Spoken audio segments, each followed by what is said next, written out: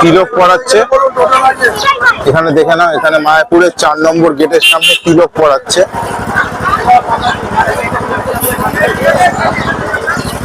এই দুইটাই যে ধর্মশালা আছে 100-200 টাকার রুম, সেখানেও রুম অ্যাভেলেবেল নেই। মানে এত পরিমাণে পর্যটক আসছে এই মায়াপুর যে ইসকন, এখানে এর ফলে অত্যন্ত বিশৃঙ্খলা এবং খুব যানজট সৃষ্টি হচ্ছে এখানে।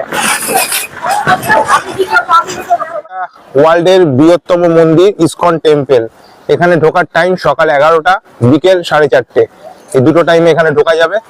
আর এই মন্দিরের এইদিকে গদা ভবন হয়, সে আরতির একটা ফটোকপি।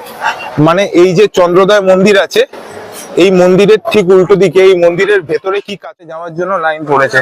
এই যে পুরো লাইন, এই মন্দিরটা ওয়ার্ল্ডের লার্জেস্ট মন্দিরে যাওয়ার জন্য লাইন।